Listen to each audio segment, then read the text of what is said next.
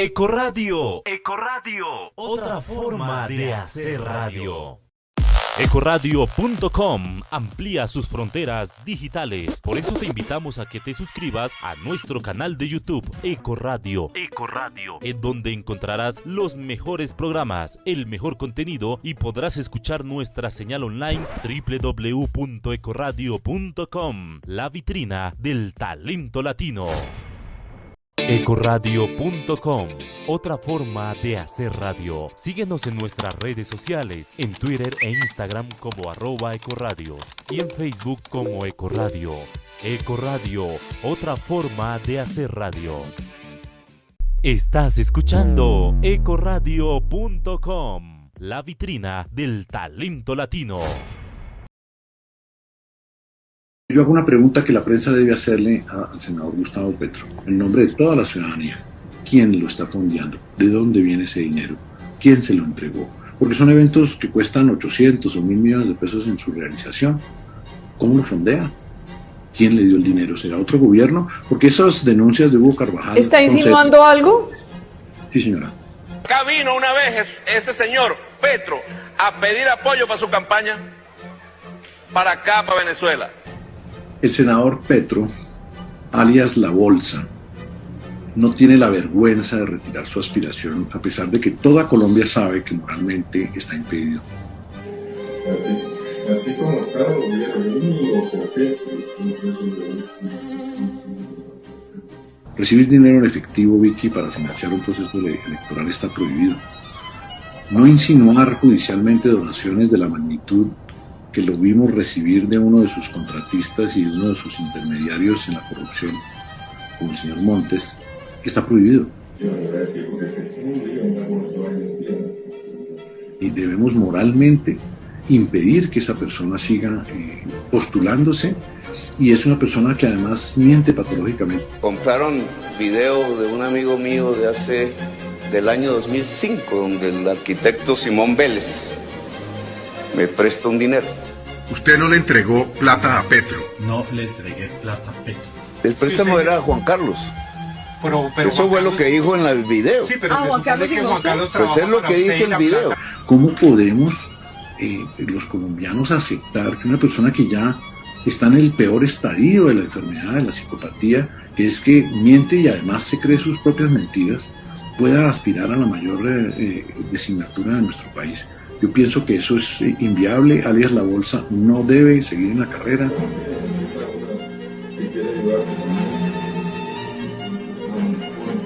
No se puede recibir dinero para actividades proselitistas, y en cualquier caso, si se recibe, se debe declarar, que nos diga claramente quién lo financia en la actualidad.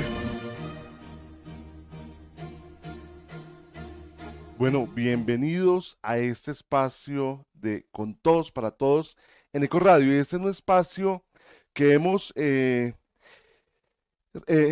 realizado ya hace varias semanas, y estoy un poco nervioso por la calidad del invitado que tengo hoy, porque efectivamente el doctor Enrique Gómez Martínez, que es candidato a la presidencia de la República por el Movimiento de Salvación Nacional, pues es para nosotros en Ecoradio la primera vez que vamos a entrevistar a un candidato a la presidencia, y sobre todo de la tradición histórica de lo que significa la familia Gómez en nuestro país.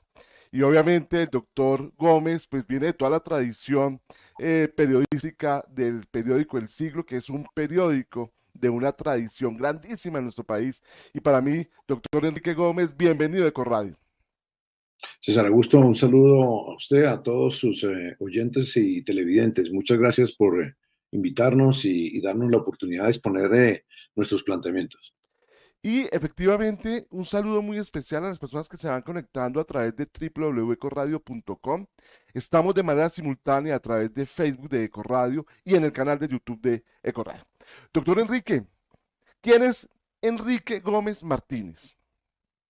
Yo soy un abogado, soy padre de familia, he sido empresario y soy político. Eso es lo que es Enrique Gómez. Tengo una carrera profesional como litigante de bastantes años, unos 32 años, desde el primer día en que entré a la universidad.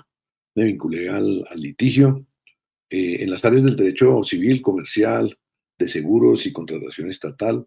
He tenido experiencia alguna en el derecho penal, adelantando la investigación sobre el asesinato aún hoy impune de Álvaro Gómez. Y bueno, pues tuve una oportunidad importante de trabajar con Álvaro, manejar la revista Síntesis Económica, que era de su propiedad, de ayudar a administrar el noticiero 24 horas, de ayudarle con sus finanzas personales durante varios años. Tuve una relación muy cercana, diría especial con él desde mi propia perspectiva, porque siempre fue un hombre pues, muy generoso con todos. Y en ese universo conocí y participé, obviamente, como cuando era pollo, tuve la fortuna de acompañarlo en giras en la campaña del 86. Estuvimos tal vez en Caldas y en Risaralda. Y después, en el año 90, cuando se complicó muchísimo esa campaña presidencial, pues asumí la responsabilidad de representarlo en muchos eventos públicos, ya que el candidato ya no podía asistir a eventos públicos a raíz de los múltiples asesinatos de candidatos que habían sucedido en aquel año.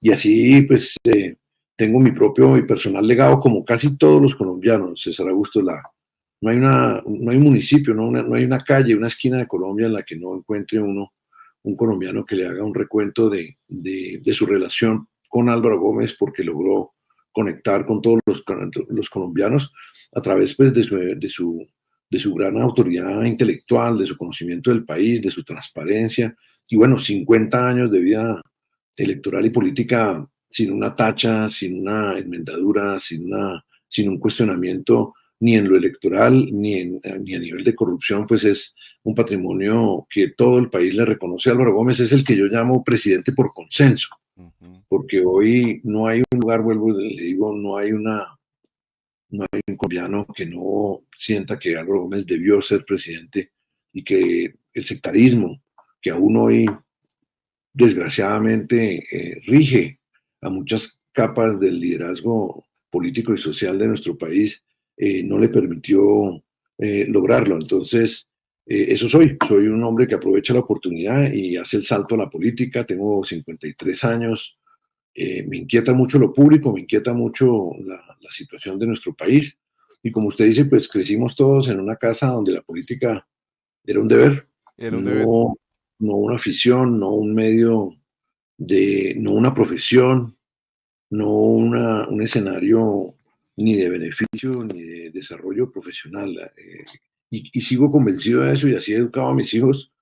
Hacer la política, pensar en la política, conocer la política, es un deber de todos los ciudadanos, y así debiera ser y debería seguir siendo, precisamente porque nuestro compromiso con lo público y lo colectivo es lo que transforma al país, nos vuelve responsables, y el activismo no es ni una pérdida de tiempo ni una deshonra. El activismo es el primer deber ciudadano, cualquiera que sea la ideología, y ahí en ese entorno de reflexión, de pensamiento sobre lo público y de activismo, pues crecí. Entonces todos en mi familia tenemos esa capacidad de comprometernos con lo público y de tratar con la mayor dignidad ejercer el liderazgo.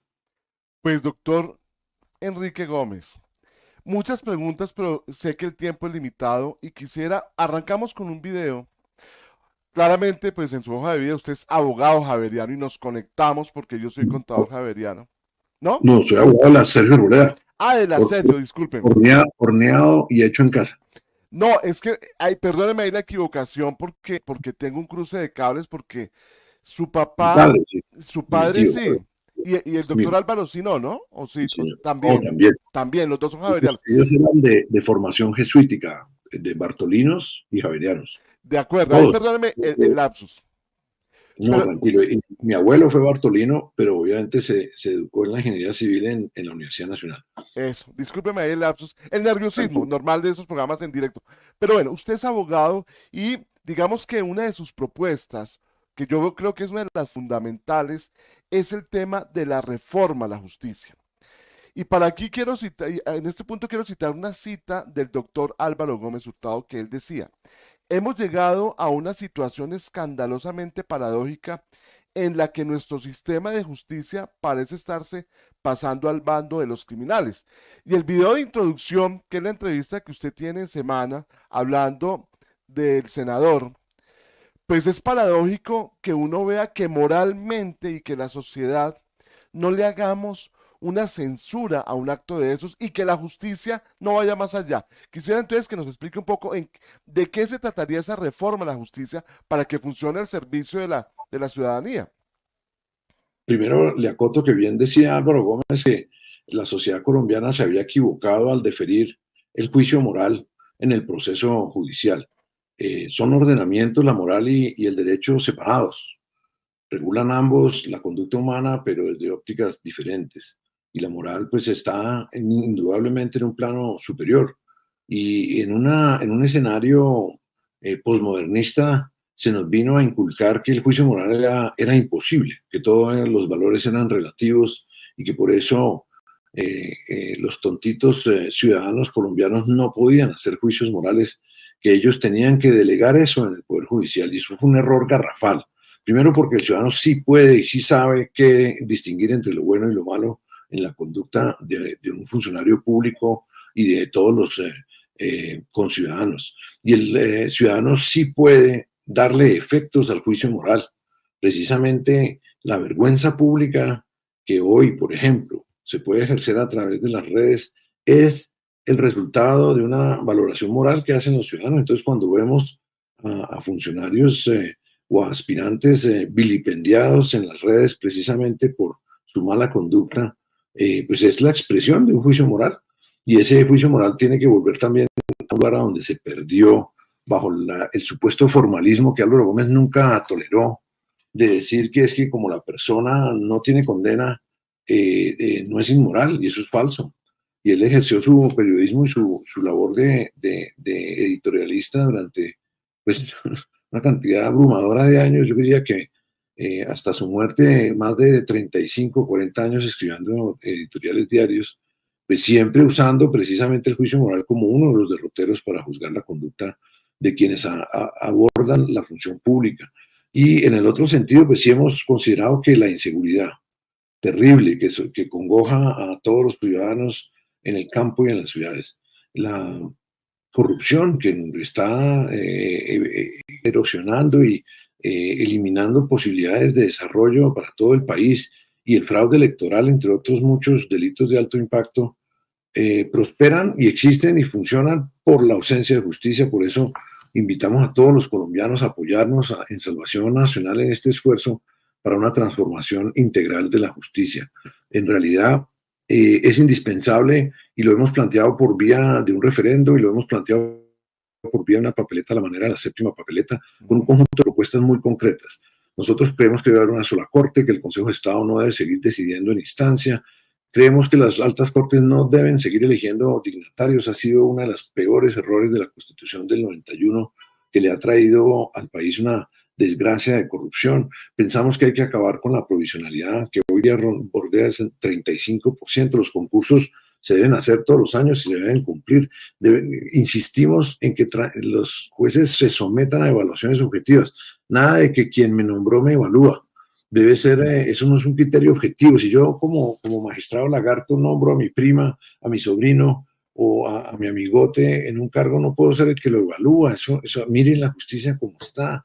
Entonces debe haber evaluaciones transversales por los usuarios de la justicia, los usuarios profesionales, los abogados, las universidades, los consejos, los colegios de abogados, para que precisamente logremos imponerle a los jueces un deber práctico con métricas concretas y con métricas satisfactorias para la ciudadanía. Y una gran reforma, César Augusto, la Fiscalía es un desastre nacional. La Fiscalía, el fiscal no tiene quien lo ronde, el fiscal no le responde a nadie, tiene un poder burocrático monumental. Creo que son cerca de 16.000 fiscales, 18.000 empleados del CTI, más todo el grupo administrativo, y él lo único que se dedica es a politiquear con esa entidad mientras está de espaldas a su deber de la acusación, y tenemos las peores ratas de impunidad en la historia de la Fiscalía. Hoy, con el mayor presupuesto posible, 4.1 billones de pesos, proponemos que esa Fiscalía pase a control del Ejecutivo precisamente para que el presidente sea el responsable del éxito o del fracaso de la política criminal. Esa es nuestra reforma integral de la justicia, muy resumida. Y doctor Gómez, claramente usted que es abogado y que ha representado pues muchos casos, pero entre ellos el del asesinato del doctor Álvaro Gómez Hurtado, pues ha vivido en carne propia todas esas situaciones. Pero quisiera hacer una pregunta. Hace más de 40 años, tal vez, el doctor Álvaro Gómez planteaba la necesidad de la legalización de la droga. Y él hablaba de que esa era una guerra perdida. ¿Hasta qué punto también el narcotráfico ha corrompido todo ese sistema judicial? Y agrego una adicional. Bueno, esa por ahora, porque esa es grande, ¿no, doctor? En aras del tiempo. Sí, preciso, le hago la precisión, César Augusto, que Álvaro Gómez habló de despenalizar. Al final, posiblemente el resultado sea parecido, pero conceptualmente la diferencia es importante. Porque cuando usted usa la expresión legalizar, está enviando indirectamente a los jóvenes de nuestra sociedad el mensaje de que de alguna manera el consumo de psicoactivos con componente adictivo es legal, es propiciado, es una conducta favorecida por la sociedad y eso no es correcto.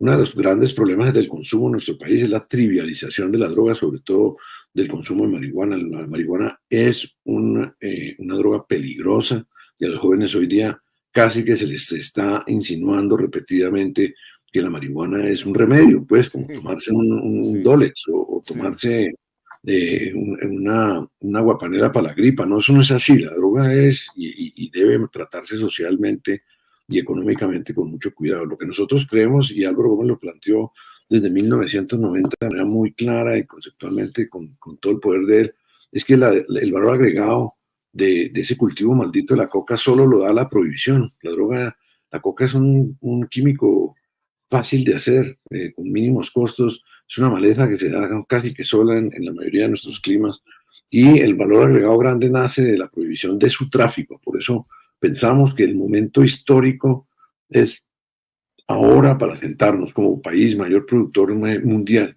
y con Estados Unidos, mayor consumidor mundial, en una relación bilateral de valor para ambas partes, y demostrar que los canales que dejó montados el dictador Chávez y los cubanos en Latinoamérica para la financiación no solo de las actividades criminales de los grupos subversivos, sino para promover la revolución marxista en toda Latinoamérica, cuando antes se llenaban de petrodólares, hoy la izquierda a nivel hemisférico ha perdido completamente la vergüenza y llena esos canales de insurrección e intervención en política con la plata del narco. Y entonces a todos los demás problemas que usted mencionó, de corrupción, destrucción del medio ambiente, asesinato de nuestros policías, y esa cultura narcótica terrorífica en virtud de la cual muchos de nuestros jóvenes solo piensan que la verdadera consagración personal y profesional es coronar un embarque de alguna forma en cualquier lugar de una organización criminal. Pues todo ese desastre está financiado por una cosa que empezó hace 42 años y que ha sido completamente inútil como herramienta para reducir el consumo en nuestros países y sobre todo en Colombia ahora con el exceso de coca que está disponible. Ya se estima incluso algunos que más de 300.000 hectáreas sembradas. La coca en nuestras calles es barata y es de alta pureza. La edad de entrada al consumo es cada vez más baja. Estamos hablando de 12 años en general para todas las drogas. Y nuestras barriadas del país están en un problema de consumo terrible, que va a ser un problema de salud pública grande y que no estamos enfrentando socialmente por la hipocresía de mantener esta lucha contra el cultivo y el tráfico, que es completamente hipócrita. Usted va a departamentos como el Cauca, va a departamentos como el Catatumbo, al norte de Santander en el Catatumbo, o al Putumayo, y ahí conviven las siembras legales de marihuana con las ilegales de marihuana. Enfrente de las unidades militares y de policía se siembra la coca y se cosecha. Es un despelote hipócrita que yo creo que hay que terminar ya. Y por eso es que este programa de hoy lo titulamos Hablemos Claro. Porque efectivamente veo que su talante es, si no igual, mejorado que el del doctor Álvaro Gómez, porque usted habla muy claro. Y quisiera, como el tiempo es corto, doctor. Quiero plantearle un tema. Yo soy contador público y me tocó vivir la Bueno, época. mi cita, César Augusto, si usted y sus oyentes, y como empezamos un poquito tarde por mi culpa, si quiere podemos extender, usted me dice cuál era el tiempo que tenía usted programado. No, doctor, la verdad es que me dijeron que a las 7:30 usted tenía que atender otro compromiso, entonces eso es lo que nos tiene un poquito corridos. Cobrámoslo, si quiere, a las 7:45, que me corrieron la cita de las 8, ¿le parece? Bueno, un poquito antes porque el doctor José Miguel nos está esperando también, porque me daría Perfecto. pena. Entonces, por ahí 7:35 estaría perfecto. Más Vale. bien, doctor Enrique, con más tiempo, hacemos la entrevista y profundizamos más en esos temas porque hay mucho de qué hablar Todo con gusto, usted. con todo gusto. Sobre todo, doctor, que nosotros en Ecoradio, aquí es una cuña para Ecoradio, buscamos generar contenidos que nos enseñen muchísimo y que nos ayuden a formar un criterio. Y creo que con la superficialidad de la información que tenemos en las redes sociales, en todo esto, pues no se logra. Nosotros estamos tratando de trabajar ahí. Le estaba diciendo, yo soy contador público y me tocó vivir la época de los problemas de ética y de corrupción en casos como la Enron, y que en su momento apareció la ley Sarbanes-Oxley y ahí arrancó todo este movimiento de internacionalización de las normas internacionales de contabilidad. Y para nosotros los contadores, el código de ética es fundamental. En el caso de la profesión del abogado, ¿qué está pasando con ese código de ética? Porque lamentablemente hace pocos días se conmemoró el Día Mundial de los Abogados y un compañero decía, un amigo del colegio nos decía, lamentablemente nuestra profesión está muy desprestigiada. ¿Qué es lo que está pasando ahí? Porque si ustedes no tienen una ética y no la están aplicando, pues el sistema judicial pues nunca va a funcionar. Bueno, yo creo que vivimos una sociedad controlada por los abogados, que sea una sociedad abogadil, es la palabra precisa, donde las interacciones sociales dejaron el plano de la confianza y la buena fe, como lo planteaba Álvaro Gómez, y lo incluyó precisamente en la Constitución, tal vez el artículo 84 sobre la buena fe, que es letra muerta entre nosotros los ciudadanos y entre los ciudadanos y el Estado. Y eso le da un espacio de interacción pues muy, muy amplio a una sociedad abogadil que prefiere, en vez de promover la confianza y los valores, prefiere remitirse de nuevo al escenario del derecho y al juicio legal como mecanismo de interacción, precisamente con la ironía de una justicia que no funciona para nada, que es una justicia tarda, que es una justicia eh, muchas veces venal y muchas veces simplemente omisiva, que ni siquiera decide. Entonces, en ese entorno se educan los abogados. De entrada, en un entorno de escepticismo frente al ejercicio, porque se sabe que obtener las cosas es un parto de los montes. Lo segundo que creo que ha decaído mucho es un sentido de servicio a través de la ley. La ley es una fuente constante de conflicto, de manipulación, y precisamente en ese mismo escenario, pues el abogado ya no busca la concordia, ya no busca el consejo, sino busca el conflicto y busca la confrontación. Entonces el abogado ha dejado de ser un actor de concordia y de armonía social. Y cierro pues diciendo que, claro, la posibilidad de obtener beneficios del Estado ocupa hoy día a un pedazo grandísimo de los jóvenes profesionales y los profesionales en todas partes del país. Y estos abogados medran y cosechan honorarios precisamente ordeñando al Estado, a ese Estado que hemos diseñado paternalista, a un Estado davidoso, a un Estado que tal vez mm, asume por un consenso equivocado social muchas responsabilidades del individuo y disminuye y trivializa la responsabilidad individual en relación con no solo producir y aportar a la sociedad, sino muchas veces también responsabilizarse del control social. Entonces, en ese escenario veo una profesión decaída éticamente, materializada, solo el dinero, ¿cierto? Y posiblemente no siempre objetiva al formular esta enorme cantidad de procesos judiciales que tienen atorada y congestionada esa ineficiente rama judicial. Doctor Gómez, en ese orden de ideas, yo sé que usted en algún momento, porque va a seguir luchando por esto, no sé si en esta o en la siguiente, porque pues no sabemos qué va a pasar, pero usted llega a ser presidente de la República. Esa sería una tarea gigantesca que si lo logra sería una maravilla. Y el tema de la despenalización también sería otra tarea gigantesca. ¿Cómo haría usted con un país como los Estados Unidos para convencerlos que se debe despenalizar? Porque yo creo que ese sería, y esa es una pregunta que me llega aquí por el interno, ¿cómo Es el momento, convencerlos? no hay un momento en la historia moderna de los Estados Unidos que sea más fácil hablar de eso. Acaban de salir con el rabo entre las piernas, la mayor potencia militarista de la historia de un país pobre, sumido en una pobreza infame como Afganistán, y unos tipos enchiladas que no han descubierto los calzoncillos, ¿sí? Los sacaron corriendo de Afganistán y de Kabul, precisamente porque están financiados por el enorme y próspero tráfico de la heroína.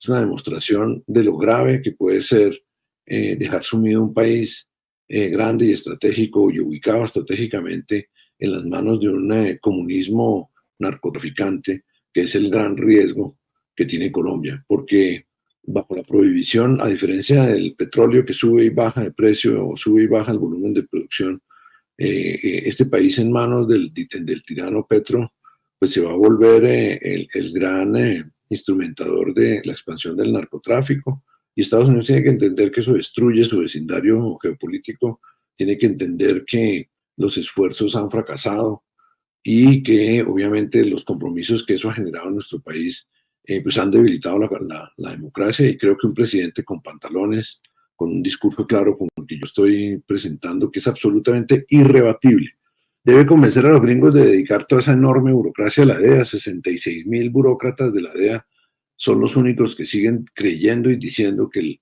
el tráfico, que el control al tráfico es indispensable. El resto, ni la sociedad americana, ni la sociedad colombiana, ni la sociedad global creen ya en la necesidad y eficacia de la guerra contra las drogas. O sea que yo creo que es a través del discurso y la confrontación racional pública entre los dos países que se va a lograr precisamente esa despenalización. Y entonces aquí para mí cobra mucho más sentido el nombre, y creo que para muchos oyentes, el nombre del Movimiento de Salvación Nacional que creó el doctor Álvaro Gómez Hurtado, porque efectivamente vemos que nuestro país necesita ese tema de la despenalización, pero sobre todo la reforma de la justicia para ordenarnos, para que haya un orden sobre este tema. Me gustaría... le agrego, César Augusto, ¿quién más que Salvación Nacional, fundado por alguien que fue asesinado por la corrupción del narcotráfico y denunciando la corrupción del narcotráfico en la compra de la elección presidencial de Ernesto Samper, hecha para beneficiar a los peores jefes mafiosos de la historia del mundo, los del cartel de Cali y del norte del Valle? Entonces tenemos la autoridad moral de haber puesto la sangre en este tema y saber que esto no conduce a nada. Además, con un secuestro previo, ¿no? Porque es que el doctor Gómez Hurtado, pues pasó por todas, ¿no? Ahí sí hay que decirlo, pasó por todas. Entonces, pues creo que es un hecho muy importante. Hay una frase... Todas las violencias del país, la violencia sectaria entre liberales y conservadores, la violencia del comunismo con la bomba contra Laureano Gómez, el secuestro de Álvaro Gómez, y la violencia del narcotráfico con el triste, infame e impune asesinato de Álvaro Gómez. Nuestras convicciones nos han permitido sobrellevar y sobrevivir a todas estas violencias. Recuerden, la violencia conservadora, perdimos nuestro periódico, la casa de familia, y la destrucción de todo nuestro patrimonio en el año 48 durante el 9 de abril, pero seguimos aquí por Colombia porque amamos a Colombia, creemos que las ideas y la convicción y el talante y los valores sacan adelante este país. Ahora, definitivamente se necesita mano firme, ahí sí no hay nada que hacer, ¿no? Recordando la frase de otro célebre, pues, presidente de Colombia, pero efectivamente necesitamos un país donde hay un ordenamiento jurídico y donde la ética y los valores morales renazcan. Para ir cerrando, doctor Gómez, hay una frase que me llamó mucho la atención, yo la verdad no la conocía, del doctor Álvaro Gómez Hurtado, que él decía que las encuestas son como las morcillas, muy sabrosas hasta que uno sabe cómo las hacen. Pregunta, ¿el doctor Álvaro comía morcilla y su papá comía morcilla o no? Yo creo que Álvaro no era tan piquetero, mi padre sí era muy, muy del piquete, pero en realidad pues la referencia de Álvaro, que como todas las cosas de él eran geniales, pues sí hace en el contexto actual, pues apunta a que quien contrata la encuesta de alguna manera define las reglas de selección o determinación del modelo estadístico y obviamente controla las preguntas, que es como de alguna manera también se modula de manera práctica el resultado de las encuestas. Las encuestas de todas formas son una ciencia y que no se puede descartar a todos los encuestadores porque no sería serio y no sería responsable, pero sí hay que mirar las fichas técnicas, hay que ver qué preguntas se incluyen y por eso siempre hay que mirarlas con algún nivel de escepticismo, es lo que científicamente corresponde. Ahora, doctor Gómez, cuando uno ve que el doctor Petro está liderando con el 27% más o menos, pues eso es lo que él está llevando, y cuando vemos el video de inicio, uno diría, ese es el reflejo de alguna población en Colombia donde lo moral no les interesa.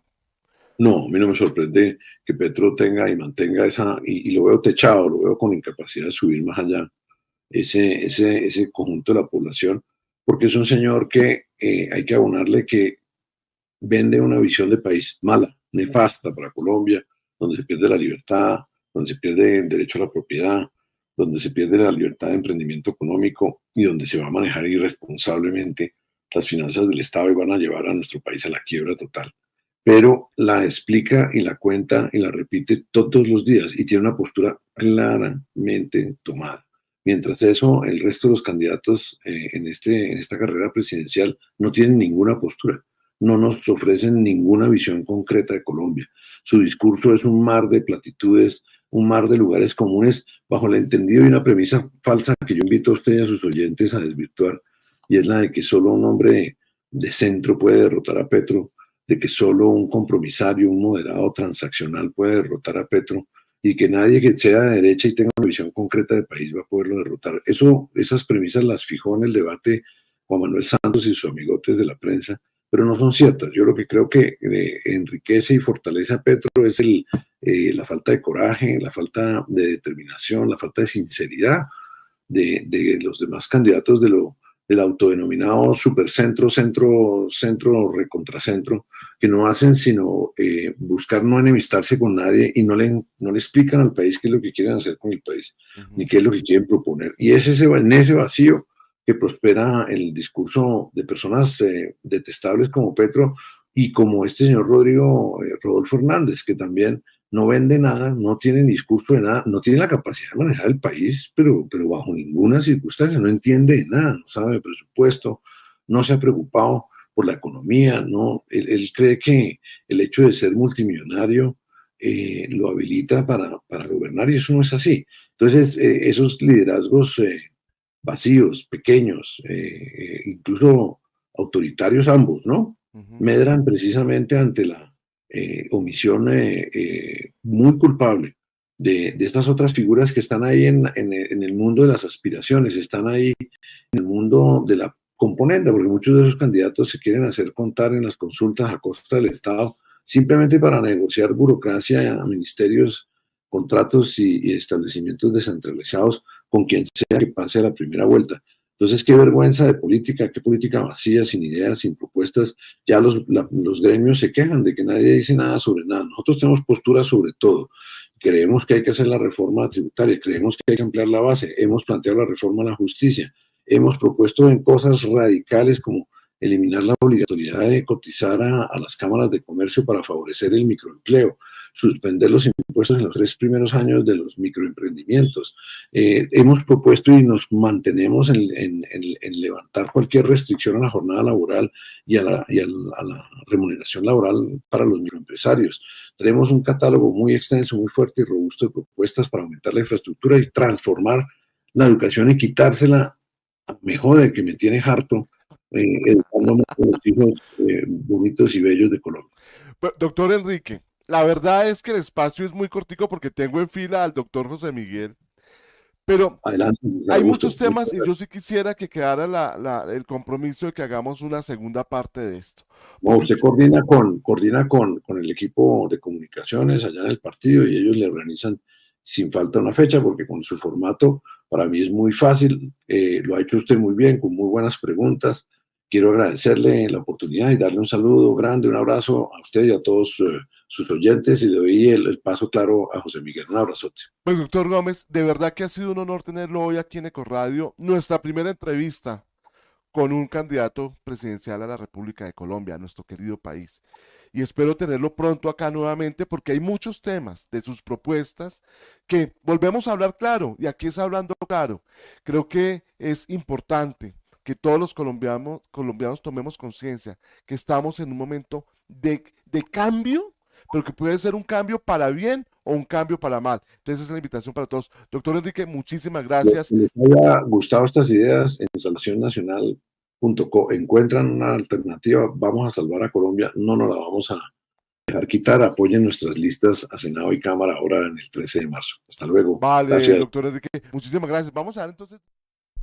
Estás escuchando ecoradio.com, la vitrina del talento latino.